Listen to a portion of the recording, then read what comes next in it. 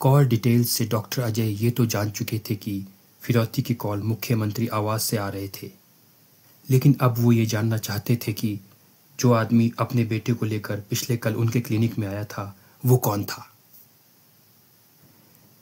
Clinic की पर्ची में अभिभावक वाले कॉलम में उस आदमी ने अपना नाम संतोष भरा था। थोड़ी छानबीन की तो मालूम पड़ा कि संतोष मुख्यमंत्री के साले अनंत सिंह का खास है और वो एम्बेसडर कार भी अनंत सिंह की ही थी। अनंत सिंह एक आपराधिक छवि का व्यक्ति था। वो हालांकि सरकार में कोई मंत्री नहीं था और ना ही विधायक, लेकिन मुख्यमंत्री का साला होने की वजह से किसी भी कैबिनेट रैंक के मंत्री से कम नहीं था और वो रहता भी मुख्यमंत्री आवास में ही था। कहा तो ये भी जाता था कि राजधानी और उसके आसपास के ज़िलों में बंटने वाले सरकारी ठेकों में उसकी हिस्सेदारी होती ही होती थी। डॉक्टर अजय अगली सुबह तड़के ही स्कूटर लेकर घर से निकल पड़े। सर्दी की इस सुबह काफ़ी गहरी धुंध छाई हुई थी। विजिबिलिटी कम होने की वजह से सड़क पर गाड़ी चलाने में कठिनाई आ रही थी। हेडलाइट्स और फॉग लाइट्स ऑन होने के बावजूद भी गाड़ियां धीमी गति से ही चल रही थी। गंगा की ओर से बह रही हवा में इतनी ठंडक थी कि गर्म स्वेटर और ऊन की टोपी पहने हुए भी डॉक्टर अजय कांप रहे थे। वे मुख्यमंत्री आवास की ओर जाती सड़क किनारे एक टी स्टॉल पर रुक गए और चाय पीते हुए आती जाती गाड़ियों पर नजर रखने लगे। काफी समय बीता। डॉक्टर अजय अब तक 3-4 चाय पी चुके थे। धीरे धीरे धुंध भी छटने लगी थी। तभी वही एम्बेसडर कार उनके सामने से गुजरी। डॉक्टर अजय इसका नंबर देखते ही पहचान गए थे कि ये अनंत सिंह की है। उन्होंने फटाफट चाय वाले को चाय के पैसे पकड़ाए और अपने स्कूटर पर इस एम्बेसडर कार का पीछा करने लगे। कार में सिर्फ अनंत सिंह और संतोष ही थे। संतोष ड्राइव कर रहा था। डॉक्टर अजय इस बात से हैरान थे कि अनंत सिंह के साथ कोई बॉडीगार्ड्स नहीं थे और ना ही पीछे कोई काफिला चल रहा था। उन्होंने मन ही मन सोचा, अनंत सिंह कहीं दूर नहीं जा रहा है और मेन सिटी के अंदर ऐसा कौन है जिससे उसे खतरा हो, इसलिए वो बेखौफ चल रहा है। डॉक्टर अजय सही थे। करीब 20 मिनट के ड्राइव के बाद अनंत सिंह की कार शहर के बाहरी इलाके में बने एक फार्म हाउस के पास पहुंची, जिसके गेट पर बंदूकें लिए कुछ लोग खड़े थे। कार को देखते ही उन्होंने गेट खोल दिया और कार अंदर चली गई। डॉक्टर अजय वापस अपने क्लिनिक लौटे तो पेशेंट्स की भीड़ लगी हुई थी और स्टाफ परेशान था कि आखिर डॉक्टर साहब कहाँ गायब हो गए हैं। अपने कैबिन में पहुंचकर उन्होंने सबसे पहले संतोष के बेटे की रिपोर्ट्स मंगवाई। रिपोर्ट्स नॉर्मल थी, कुछ नहीं, बस मामूली सा स्टोमक इन्फेक्शन था। रिपोर्ट्स देखते देखते डॉक्टर अजय को यकायक एक बात सूझी। उन्होंने संतोष के दिए नंबर पर फोन घुमाया और कुछ ही देर बाद घबराया हुआ सा संतोष क्लिनिक में उनके सामने खड़ा था। डॉक्टर अजय ने उसे ये झूठ बोलकर बहुत डरा दिया था कि उसके बेटे को पेट की बहुत गंभीर बीमारी हो गई है जिसका तुरंत इलाज करना होगा। ये कहकर उन्होंने संतोष के बेटे को अपने अस्पताल में एडमिट करवा दिया और ये भी कह दिया कि कुछ दवाइयाँ हैं जो दिल्ली से मंगवानी होंगी और पूरे इलाज में करीब 20,000 रुपये का खर्च आएगा। 20,000 रुपये खर्च होंगे, ये सुनकर संतोष और भी घबरा गया क्योंकि उसके पास इतना कैश मौजूद नहीं था। फिर डॉक्टर अजय ने उससे पूछ ही लिया कि वो करता क्या है। संतोष ने भी ये सोचकर कि शायद थोड़ा डिस्काउंट मिल जाए, रौबदार लहजे में बताया कि वो अनंत सिंह का अंगरक्षक है और उसका एकदम खास है। डॉक्टर अजय ने भी कुछ यूं रिएक्ट किया जैसे वो अनंत सिंह का नाम सुनकर डर गए हों और कह दिया कि चलो तुम 16,000 दे देना। लेकिन उन्होंने इसके बदले ये शर्त रख दी कि संतोष को 3-4 दिन रात क्लिनिक में रहकर खुद अपने बच्चे की देखभाल करनी होगी ताकि नर्स के ओवरटाइम का पैसा बच जाए। 4,000 रुपये बच रहे थे, इसलिए संतोष खुशी खुशी तैयार हो गया। इसके बाद संतोष डॉक्टर अजय से ये कहकर क्लिनिक से निकला कि वो अनंत सिंह को ये बताने जा रहा है कि वो 3-4 दिन काम पर नहीं आएगा। इस बार भी डॉक्टर अजय ने उसका पीछा किया। वो सीधा मुख्यमंत्री आवास गया। कुछ देर बाद एम्बेसडर कार लेकर बाहर निकला तो अनंत सिंह भी उसके साथ था। मुख्यमंत्री आवास से निकलकर वे दोनों फार्म हाउस गए। वहां पर भी कुछ समय गुजारा और शाम के समय वापस मुख्यमंत्री आवास लौट आए। अनंत सिंह को मुख्यमंत्री आवास में छोड़कर संतोष फिर एम्बेसडर कार लेकर बाहर निकला और इस बार वो कार को एक गवर्नमेंट कॉलोनी की ओर ले गया। गाड़ी को एक गवर्नमेंट सर्वेंट क्वार्टर के बाहर खड़ा करके वो अंदर चला गया। वहां भी कुछ देर रुककर बाहर निकला, लेकिन इस बार कार वहीं छोड़ दी और खुद ऑटो पकड़कर वापस क्लिनिक लौटा। डॉक्टर अजय ने अपने स्कूटर को बहुत तेजी से दौड़ाया और संतोष की क्लिनिक पहुंचने से पहले अपने कैबिन में पहुंच गए। जैसे ही वो कैबिन में एंटर हुआ तो डॉक्टर अजय उससे बोले कि उसके बेटे का इलाज शुरू हो गया है। कुछ दवाइयाँ दिल्ली से मंगवाई हैं जो कि कल तक पहुंच जाएंगी। उसके हाथ में दवाइयों के कुछ पैकेट और शीशियाँ पकड़ाते हुए डॉक्टर अजय बोले कि इन दवाइयों को रात में 2-2 घंटे के गैप के बीच अपने बेटे को खिलाते रहना।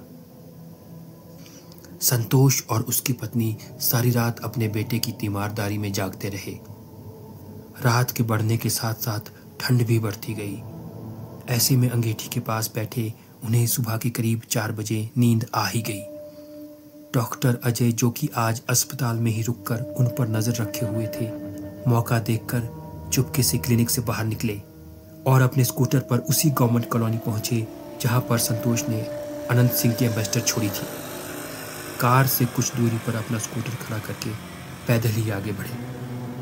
अभी उजाला होने में काफी समय था, फिर भी उन्हें कोई पहचान न सके, इसलिए सर पर एक गर्म ऊनी टोपी पहन ली जिससे उनका पूरा माथा ढक गया और गले में एक मफलर लपेट लिया और साथ ही एक नकली मूंछ भी लगा ली। इस टाइप 3 गवर्नमेंट कॉलोनी की सारी बिल्डिंग्स 4 मंजिला थी, जिसकी हर मंजिल पर 2 क्वार्टर थे जिनके मेन डोर आमने सामने खुलते थे। डॉक्टर अजय उस बिल्डिंग में दाखिल हुए जिसके बाहर अनंत सिंह की एम्बेसडर खड़ी थी। डॉक्टर अजय ने घबराते हुए पहली मंजिल पर दाईं ओर के दरवाजे को खटखटाया। थोड़ी देर बाद अंदर से आवाज आई कि कौन है। डॉक्टर अजय, जो कि बहुत ज्यादा नर्वस थे, उन्होंने पूछा कि क्या अनंत सिंह जी की गाड़ी की चाबी यहाँ दी गई है। तो अंदर से आवाज आई कि दूसरी मंजिल पर राइट साइड वाले दरवाजे पर नॉक करो और बबलू से पूछो, वही दोस्त है अनंत सिंह के ड्राइवर का। डॉक्टर अजय दूसरी मंजिल पर गए और दरवाज़ा खटखटाकर पूछा कि क्या बबलू वहाँ पर है। कुछ देर बाद दरवाज़ा खुला तो एक नींद से जागा हुआ उबासी लेता हुआ आदमी सामने आया, जो कि इस बात से हैरान था कि इस ठंड के मौसम में इतनी सुबह सुबह कौन आ गया है। इससे पहले कि वो कुछ बोलता, डॉक्टर अजय उससे बोले कि साहब ने गाड़ी की चाबी मंगवाई है, उन्हें कुछ ज़रूरी काम आ गया है, तुरंत ही शहर से बाहर जाना है। इस पर वो आदमी बोला कि मुझे तो कहा था कि 7 बजे मुख्यमंत्री आवास पहुंचना है। उसकी बात को काटते हुए डॉक्टर अजय बोले, इतना समय नहीं है, चाबी दीजिए, साहब वेट कर रहे हैं। डॉक्टर अजय ने अपनी सारी नर्वसनेस पर काबू पाते हुए इस कॉन्फिडेंस के साथ ये बात बोली कि उस आदमी को कुछ सोचने समझने का मौका ही नहीं मिला और उसने चुपचाप कार की चाबी उनको पकड़ा दी। चाबी लेकर डॉक्टर अजय फटाफट बिल्डिंग से बाहर आए, गाड़ी स्टार्ट की और वहां से निकल गए। लाल बत्ती लगी एम्बेसडर को लेकर डॉक्टर अजय जब मुख्यमंत्री आवास पहुंचे तो गेट पर खड़े सिक्योरिटी गार्ड्स ने बिना कुछ पूछे गेट खोल दिया। पूरे शहर में अनंत सिंह का इतना दबदबा था कि बड़े से बड़े पुलिस अधिकारी की हिम्मत नहीं थी कि इस गाड़ी को रोक सके। डॉक्टर अजय जैसे ही गाड़ी लेकर अंदर गए, ठीक उसी समय अनंत सिंह भी तैयार होकर घर से बाहर निकला। कार में एक अनजान आदमी को देखकर अनंत सिंह भड़क गया और पूछा कि अब तुम कौन हो और बबलू किधर है। डॉक्टर अजय ने जवाब दिया और बोले कि बबलू को तो बहुत तेज बुखार हो गया है, इसलिए मुझे भेजा है। अनंत सिंह नाराज तो बहुत हुआ, लेकिन जल्दी में था, इसलिए कार में बैठते हुए बड़बड़ाते हुए बोला कि सबको काम से निकाल दूंगा, तभी इनकी बीमारियां ठीक होंगी। उसने डॉक्टर अजय को अपने फार्म हाउस का पता बताया और वहां चलने का आदेश दिया। अनंत सिंह की एम्बेसडर जब हूटर बजाते हुए तेज गति से चौराहे से निकली तो ट्रैफिक कांस्टेबल ने ट्रैफिक रोककर उसको रास्ता दिया। कुछ ही देर बाद उसकी एम्बेसडर शहर के बाहरी इलाके में थी और फार्म हाउस वाले रोड पर आगे बढ़ रही थी। इस इलाके में आबादी काफी कम थी और सर्द सुबह और घने कोहरे की वजह से इक्का दुक्का गाड़ियां ही सड़क पर आ जा रही थी। डॉक्टर अजय ने रियर व्यू मिरर में देखा कि एक मारुति कार काफी देर से उनके पीछे पीछे चल रही थी। मौका पाते ही डॉक्टर अजय ने एक सुनसान जगह पर एम्बेसडर को मेन रोड से उतारकर एक गेहूं के खेत में डाल दिया।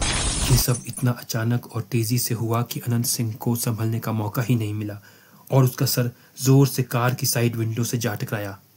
2 घड़ी के लिए उसकी आंखों के सामने अंधेरा छा गया। इससे पहले कि वो कुछ समझता, उसने देखा कि एक महिला जिसका चेहरा मास्क से ढका हुआ था, उसकी ओर पिस्तौल ताने खड़ी है। डॉक्टर अजय ने क्लोरोफॉर्म से भीगा हुआ एक रुमाल अनंत सिंह के नाक पर लगा दिया। क्लोरोफॉर्म के प्रभाव से अनंत सिंह धीरे धीरे बेहोश हो गया। इसके बाद डॉक्टर अजय और उस महिला ने रस्सी से अनंत सिंह के हाथ पैर बांध दिए और उसकी आंख और मुंह पर भी पट्टी बांध दी। उन्होंने अनंत सिंह को मारुति कार में डाल दिया और वहां से ले गए। वो महिला कोई और नहीं बल्कि डॉक्टर अजय की पत्नी सुषमा थी और इन दोनों ने मिलकर अनूप को छुड़ाने के लिए अनंत सिंह के अपहरण का प्लान बनाया था। सुषमा और डॉक्टर अजय ने अनंत सिंह को ले जाकर अपने फार्म हाउस में बंद कर दिया, जो कि अनंत सिंह के फार्म हाउस से कुछ ही दूरी पर था।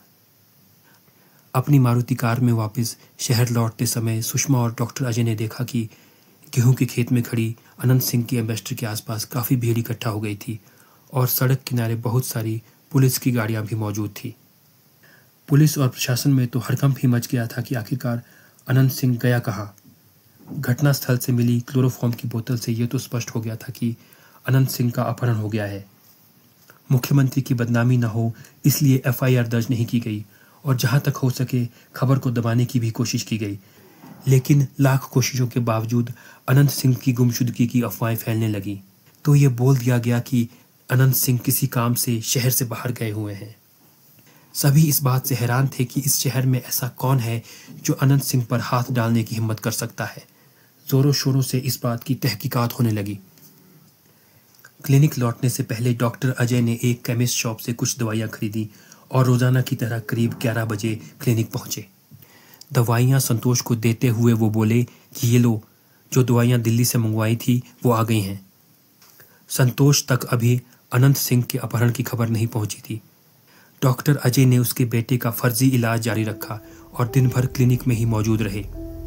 शाम होते होते संतोष तक भी अनंत सिंह के गुमशुदा होने की खबर पहुंच चुकी थी। वो बेटे की देखभाल के लिए अपनी पत्नी को क्लिनिक में ही छोड़कर मुख्यमंत्री आवास के लिए निकला। अंधेरा हो चुका था और इस समय आसानी से कोई रिक्शा या टैक्सी नहीं मिलती थी। संतोष ये सोचकर कि शायद आगे मेन मार्केट से कोई टैक्सी या रिक्शा मिल जाए, पैदल ही आगे बढ़ने लगा। वो मेन मार्केट पहुंचने ही वाला था कि एक अंधेरे कोने में किसी ने पीछे से आकर उसके कंधे में गोली मार दी। संतोष जमीन पर गिर गया और हमला करने वाला वहां से गायब हो गया। गोली की आवाज़ सुनकर बाजार में अफरा तफरी मच गई। थोड़ी देर बाद पुलिस की एक टीम वहां पहुंची और संतोष को अस्पताल ले गई।